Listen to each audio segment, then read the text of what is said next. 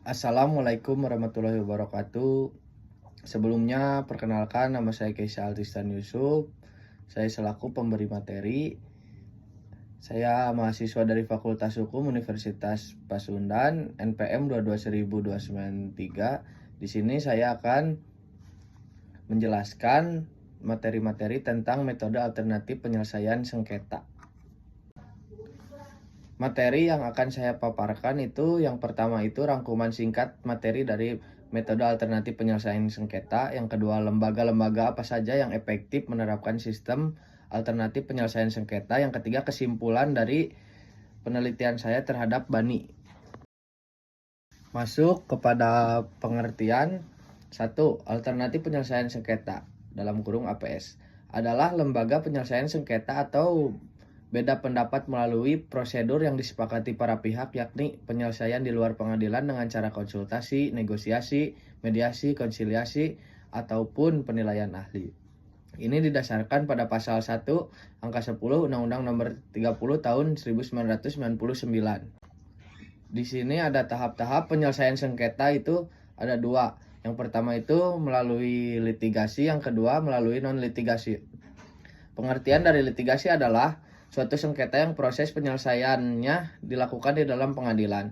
Sedangkan non-litigasi adalah suatu sengketa yang proses penyelesaiannya dilakukan di luar pengadilan. Lazim disebut alternatif penyelesaian sengketa atau alternative dispute resolution dalam kurung ADR. Dengan cara selain arbitrase juga dapat dilakukan dengan cara negosiasi, konsiliasi, maupun mediasi.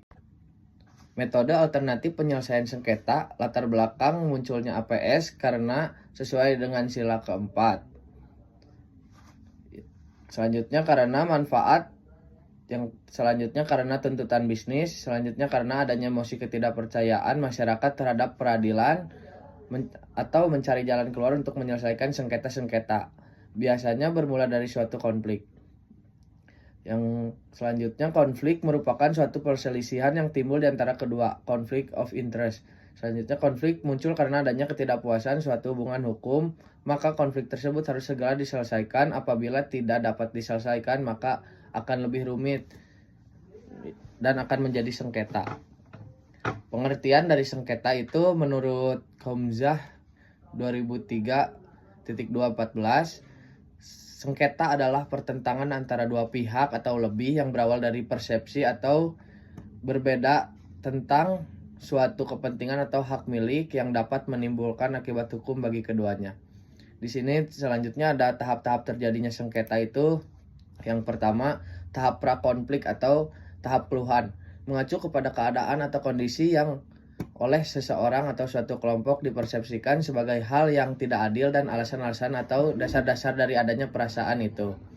Yang kedua, tahap konflik, ditandai dengan keadaan di mana pihak yang merasa haknya dilanggar memilih jalan konfrontasi, melemparkan tuduhan kepada pihak pelanggar haknya atau memberitahukan kepada pihak lawannya tentang keluhan itu. Yang ketiga, tahap sengketa atau dalam kurung dispute, dalam terjadi karena konflik mengalami eskalasi berhubungan karena ada konflik itu dikemukakan secara umum.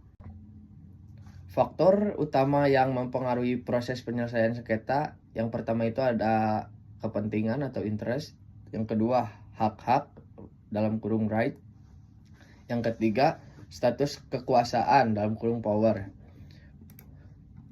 Menurut Nader dan Todd Jr. 1978.29, terdapat 7 cara penyelesaian sengketa dalam masyarakat itu. Membiarkan saja dalam kurung looping it oleh pihak yang merasa pengakuan tidak adil gagal dalam mengupayakan tuntutan. Yang kedua, mengelak, avoidance, yaitu pihak yang merasa dirugikan memilih untuk mengurangi hubungan-hubungan dengan pihak yang merugikan atau sama sekali menghentikan hubungan tersebut. Yang ketiga, paksaan dalam kurung coercion, pihak yang satu memaksa pemecahan kepada pihak lain ini bersifat unilateral. Yang keempat, perundingan atau negosiasi, kedua belah pihak yang berhadapan merupakan para pengambil keputusan. Yang kelima itu mediasi dalam kurung mediation, pihak ketiga yang membantu kedua belah pihak yang berselisih pendapat untuk mengemukakan kesepakatan. Yang keenam, arbitration, yaitu dua belah pihak yang bersengketa sepakat untuk meminta perantara kepada pihak ketiga, arbitrator, dan sejak semula telah setuju bahwa mereka akan menerima keputusan dari arbitrator tersebut. Yang ketujuh, peradilan adjudication, yaitu pihak ketiga yang mempunyai wewenang untuk mencampuri pemecahan masalah lepas dari keinginan para pihak yang bersengketa. Tujuan dari alternatif penyelesaian sengketa yang pertama itu menyelesaikan sengketa dengan jalan berunding. Yang kedua, mengurangi penumpukan perkara di pengadilan. Yang ketiga, menumbuh kembangkan keinginan masyarakat dalam menyelesaikan sengketa yang tidak berlarut-larut. Yang keempat, memperoleh kepastian dan keadilan. Yang kelima, penyelesaian sengketa yang win-win. Jenis-jenis penyelesaian sengketa. Yang pertama itu litigasi, adalah suatu sengketa yang proses penyelesaiannya dilakukan dalam pengadilan. Sedangkan non-litigasi adalah suatu sengketa yang proses penyelesaiannya dilakukan di luar pengadilan. Ditinjau dari sifatnya, maka penyelesaian sengketa terdiri dari dua jenis. Yang pertama itu yudisial, yaitu proses penyelesaian sengketa yang dirumuskan dan diputuskan oleh pihak ketiga dalam forum yang berbentuk tribunal, baik melalui lembaga arbitrase maupun lembaga peradilan umum, judicial settlement, yang putusannya mempunyai kekuatan mengikat dan bersifat memaksa. Yang kedua itu non-yudisial, yaitu proses penyelesaian sengketa yang dilakukan di luar lembaga peradilan umum, baik yang dilakukan sendiri oleh para pihak maupun dengan menggunakan jasa pihak ketiga. Putusan ditentukan oleh para pihak sendiri dan mempunyai kekuatan mengikat berdasarkan etikat baik. Penyelesaian sengketa. Penyelesaian sengketa secara formal berkembang menjadi proses adjudikasi yang terdiri atas proses melalui peradilan, litigasi, dan arbitrase perwasitan, serta proses penyelesaian sengketa konflik secara informal yang berbasis pada kesepakatan pihak-pihak yang bersengketa melalui suatu metode alternatif penyelesaian sengketa.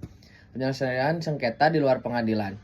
Berdasarkan Undang-Undang Nomor 30 Tahun 1999 memperkenalkan bahwa alternatif cara penyelesaian sengketa di luar pengadilan selain arbitrase juga dapat dilakukan dengan cara konsultasi, negosiasi, konsiliasi, mediasi, ataupun penilaian ahli. Lalu asas-asas alternatif penyelesaian sengketa itu ada 6. Yang pertama itu itikat baik, yang kedua kontraktual, yang ketiga mengikat dalam kurung fakta sunt servanda, yang keempat kebebasan berkontrak dalam kurung mufakat, yang kelima kerahasiaan konfidensial, yang keenam putusan terakhir dan mengikat final and binding. Ruang lingkup APS, sengketa yang dapat diselesaikan melalui arbitrase hanya sengketa di bidang perdagangan dan mengenai hak yang menurut hukum dan peraturan perundang-undang dikuasai sepenuhnya oleh pihak yang bersengketa, sebagaimana pada pasal 5 ayat 1 Undang-Undang 30 tahun 1999. Yang kedua, sengketa perdata sebagaimana dimaksud pada pasal 6 ayat 1 Undang-Undang Nomor 30 tahun 1999. Landasan filosofis penyelesaian sengketa dalam masyarakat Indonesia. Di Indonesia, proses penyelesaian sengketa melalui ADR bukanlah sesuatu yang baru, dan dalam nilai-nilai budaya bangsa kita yang berjiwa kooperatif, nilai kooperatif dan kompromi dalam penyelesaian sengketa muncul di mana saja di Indonesia. Pada masyarakat Batak yang relatif memiliki nilai litigious, masih mengandalkan forum rungut adat yang intinya penyelesaian sengketa secara musyawarah dan kekeluargaan. Di Minangkabau dikenal adanya lembaga hakim perdamaian yang secara umum berperan sebagai mediator dan konsiliator.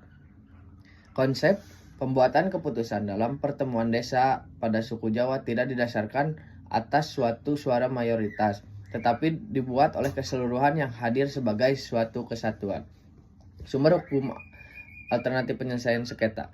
Sumber hukum material yaitu sumber dari arti bahan dibuatnya atau diciptakan suatu norma hukum. Sumber dalam artian bahan ini meliputi sumber filosofis, sosiologis, historis maupun sumber yuridis.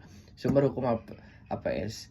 Sumber hukum formal yaitu sumber dalam arti sumber tepat ditemukannya hukum atau tempat digalinya norma hukum sebagai satu dasar yuridis adanya suatu peristiwa hukum tertentu baik yang tertulis maupun tidak tertulis.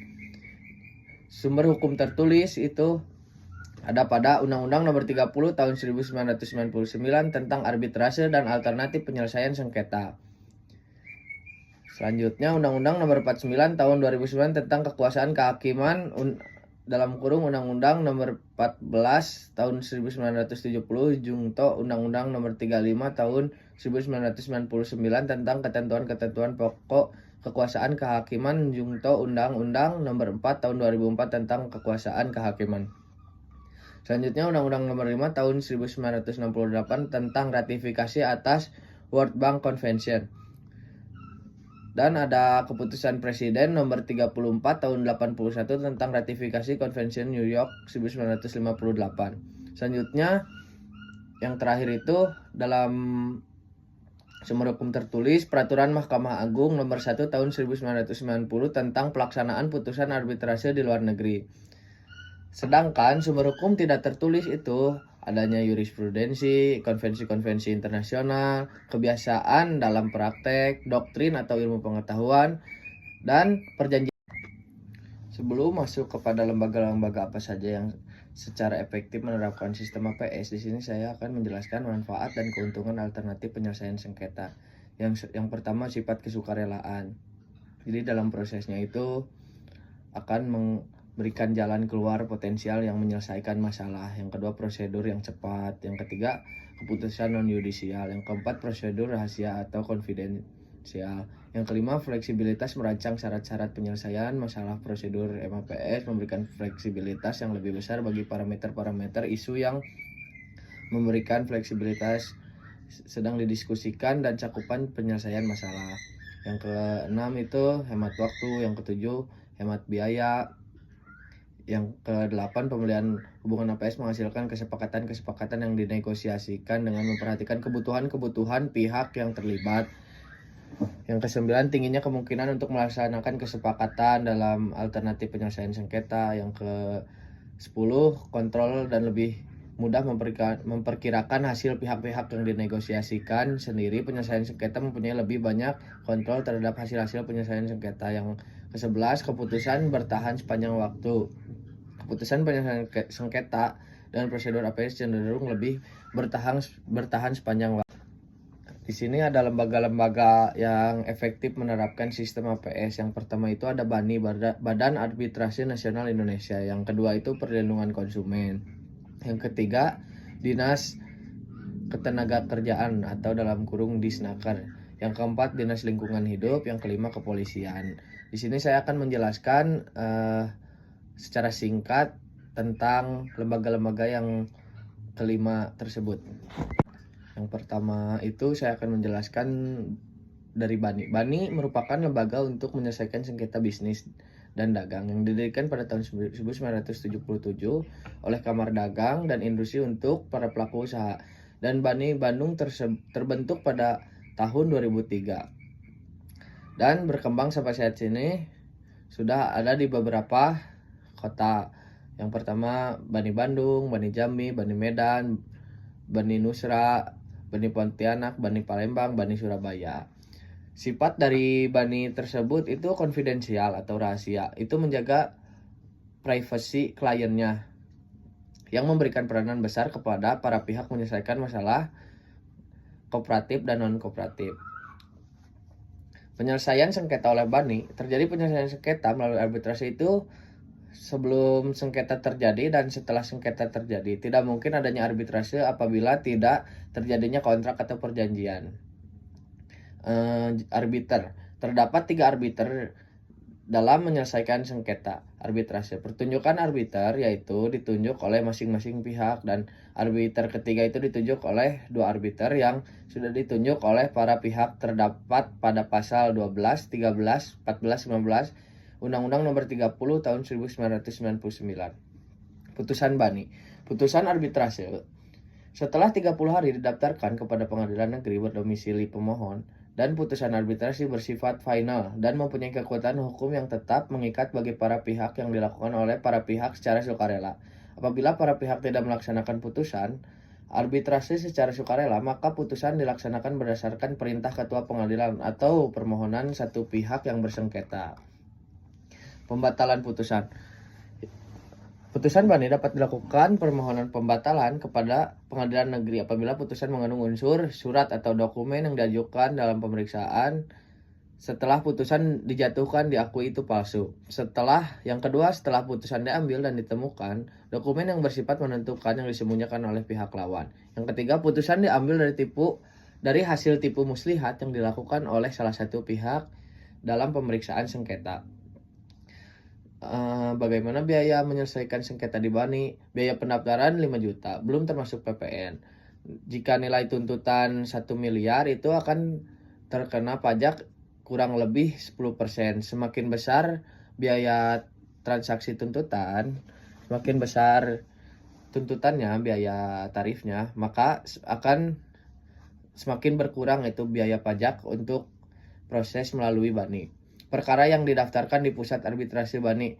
Jumlah yang didaftarkan di BANI setelah berlakunya Undang-Undang Nomor 30 Tahun 1999 tentang arbitrase dan ADR itu meningkat sekitar 700% dari. Lalu selanjutnya mengenal lembaga perlindungan konsumen itu dibagi menjadi 3. Badan Perlindungan Konsumen Nasional yang pertama itu dibentuk pemerintah tahun 2004 berdasarkan pasal 33 sampai dengan pasal 35 Undang-Undang Perlindungan Konsumen Nomor 8 Tahun 1990. Berkedudukan di ibu kota. Bukan badan untuk menyelesaikan sengketa, hanya menerima laporan dan aduan, mengkaji dan membuat kebijakan. Unsur perwakilan dari BPKN itu perwakilan LPKSM, perwakilan pelaku usaha, perwakilan ahli, perwakilan akademisi, perwakilan pemerintah. Badan Penyelesaian Sengketa Konsumen, istilah peradilan, diatur pada pasal 49 Undang-Undang Perlindungan Konsumen yang bertugas menyelesaikan sengketa, menerima aduan, berkedudukannya di kabupaten maupun kota. Unsur perwakilan BPSK, perwakilan pelaku usaha, perwakilan pemerintah, perwakilan LPKSM. Pengaduan ke BPSK yaitu adapun syarat pengaduan ke BPSK yaitu yang pertama seperti KTP, identitas, terus sebagai bukti transaksi dan barang yang dibeli.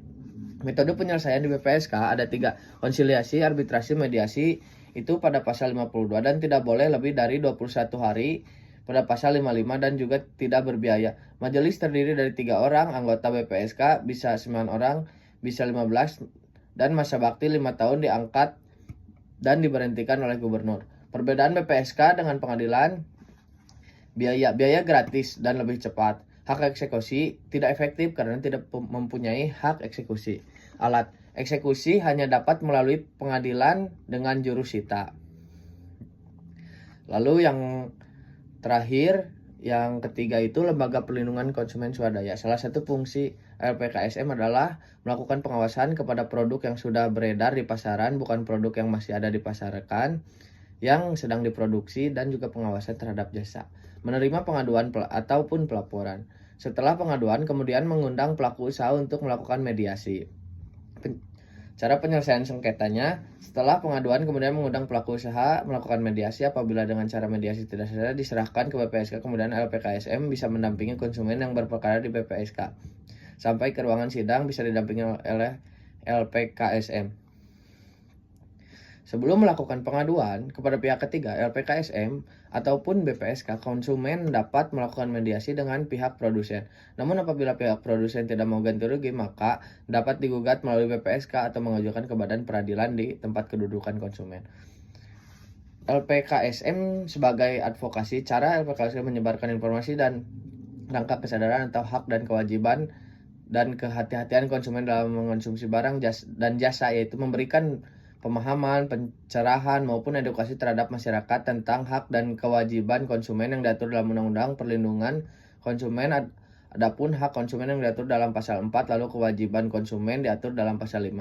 Apabila tertarik untuk mengikuti investigasi atau pengawasan ke pasar modern, maka bisa mengajukan diri ke LPKSM dan kemudian diberi surat tugas untuk menjalankan investigasi atau pengawasan tersebut.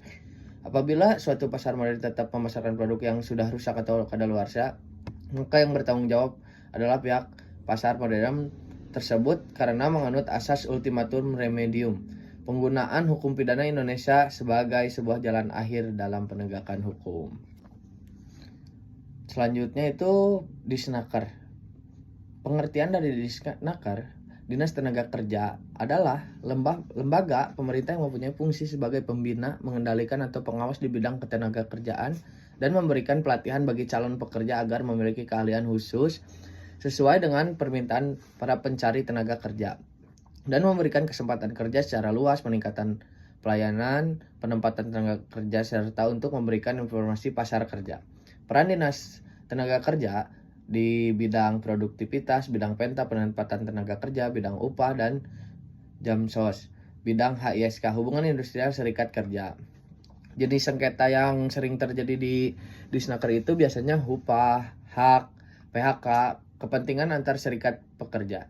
Dasar hukum Disnaker yang pertama itu Peraturan Menteri Nomor 17 Tahun 2014 tentang pengangkatan dan pemberhentian mediator hubungan industrial serta tata kerja mediasi. Peraturan Pemerintah Nomor 35 Tahun 2021 tentang perjanjian kerja waktu tertentu, alih daya, waktu kerja, hubungan kerja, dan waktu istirahat dan pemutusan hubungan kerja. Yang terakhir itu pada pasal 8 sampai 16 Undang-Undang Nomor 2 Tahun 2004 tentang ketentuan mediasi. Teknik penyelesaian melalui Disnaker. Mediasi di Disnaker menyelesaikan sengketa dengan mediasi yang didampingi oleh mediator dari Disnaker. Mediator menyelesaikan tugasnya dalam waktu selambat-lambatnya 30 hari kerja terhitung sejak menerima pelimpahan. Penyelesaian perselisihan, mediator akan memberikan anjuran atau kesepakatan selama mediasi berlangsung. Namun jika para pihak masih tidak setuju dan tidak juga menemukan jalan keluar, para pihak mengajukan sengketa tersebut ke PHI. Selanjutnya, Dinas Lingkungan Hidup. Pengertian dari Dinas Lingkungan Hidup adalah sebuah instansi pemerintah yang bertugas untuk melaksanakan pemerintahan di bidang lingkungan hidup di daerah. DLH berada di bawah dan bertanggung jawab kepada Bupati ataupun Wali Kota melalui Sekretaris Daerah. Peran Dinas Lingkungan Hidup itu mediasi, dapat memfasilitasi proses mediasi antar pihak yang bersengketa dalam sengketa lingkungan hidup. Memfasilitasi DLH dapat memfasilitasi proses penyelesaian sengketa lingkungan hidup melalui jalur musyawarah mufakat antar pihak yang bersengketa. Pemberian informasi dan edukasi. DLH dapat memberikan informasi dan edukasi kepada masyarakat tentang hak dan kewajiban mereka penyelesaian sengketa lingkungan hidup. Ruang lingkup Dinas Lingkungan Hidup meliputi sengketa pencemaran lingkungan hidup, sengketa kerusakan lingkungan hidup, sengketa pengelolaan sumber daya alam, sengketa lainnya yang berkaitan dengan lingkungan hidup. Dasar hukum. Undang-Undang Dasar Negara Republik Indonesia tahun 1945. Yang kedua, Undang-Undang Nomor 38 tahun 2009 tentang perlindungan dan pengelolaan lingkungan hidup. Peraturan Pemerintah Nomor 18 tahun 2012 tentang kelembagaan Kementerian Lingkungan Hidup dan Kehutanan. Yang keempat itu Peraturan Menteri Lingkungan Hidup dan Kehutanan Nomor 05 tahun 2018 tentang mekanisme penyelesaian sengketa lingkungan hidup di luar pengadilan. Selanjutnya, kepolisian dalam alternatif penyelesaian sengketa. Yang pertama itu restoratif justice atau mediasi dalam setiap perkara adalah bukan hendak dari pihak kepolisian. Polisi hanya menjadi fasilitator, sudah menjadi sebuah keharusan polisi mengarahkan dan memberikan penjelasan antar pihak yang bersengketa untuk menumbuhkan etikat baik di antara kedua belah pihak. Yang kemudian untuk selebihnya bagaimana penyelesaian sengketa dan jalan mana penyelesaian sengketa yang dipilih itu dikembalikan kepada pihak pelapor dan terlapor. Jadi restoratif justice itu adalah suatu upaya yang tidak dapat dipaksakan. Peran polisi. Kepolisian tidak menolak laporan jika ada tindak pidana. Yang kedua, memberikan penjelasan prosedur penyelesaian. Yang keempat, kepolisian memberikan penyuluhan ataupun pencerahan terhadap masyarakat RT maupun RW melalui Babin Kamtibmas. Dasar hukum. Yang pertama Perma nomor 1 tahun 2016 tentang mediasi. Yang kedua Perja nomor 15 tahun 2020 tentang penghentian penuntutan berdasarkan keadilan restoratif.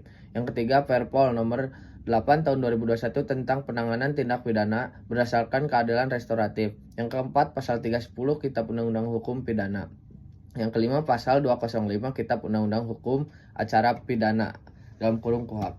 Perbandingan produk hukum. Satu, mekanisme mediasi melalui kepolisian ataupun pengadilan itu sama. Tidak ada yang membedakan produk dihasilkan di kepolisian ketika berhasil melakukan mediasi. Keluarlah SP3 ataupun SP2HP. Ketika suatu perkara sudah dilaporkan ke pihak polisi secara resmi jika di pengadilan keluar akte perdamaian, karena pada dasarnya mediasi atau restoratif justice didasari oleh adanya kesepakatan para pihak yang bersengketa antara pelapor dan terlapor. Dari dulu aturannya ketika suatu perkara sengketa yang kemudian antara pelapor dan terlapor bersepakat untuk melakukan mediasi yang berujung perdamaian. atau tercapainya tujuan dari mediasi tersebut dengan adanya surat pernyataan kedua belah pihak, maka hal tersebut menjadi dasar munculnya SP3 atau surat perintah penghentian penyidikan. Namun ketika mediasi pada saat proses penyidikan itu akan diberitahukan pada SP2HP yaitu A5 SP3 surat perintah penghentian penyelidikan. Dan yang terakhir, kesimpulan dari penelitian BANI, Badan Arbitrase Nasional Indonesia. BANI adalah pilihan yang baik bagi para pihak yang menyelesaikan sengketa komersial mereka dengan cepat, efisien, dan rahasia. Namun BANI juga memiliki beberapa kekurangan, seperti biaya yang mahal, dan kurangnya transparansi dan akuntabilitasi. Para pihak yang mempertimbangkan untuk menggunakan BANI harus mempertimbangkan dengan cermat kelebihan dan kekurangan sebelum membuat keputusan. Sekian materi yang saya sampaikan. Mohon maaf bila ada salah-salah kata, dan terima kasih.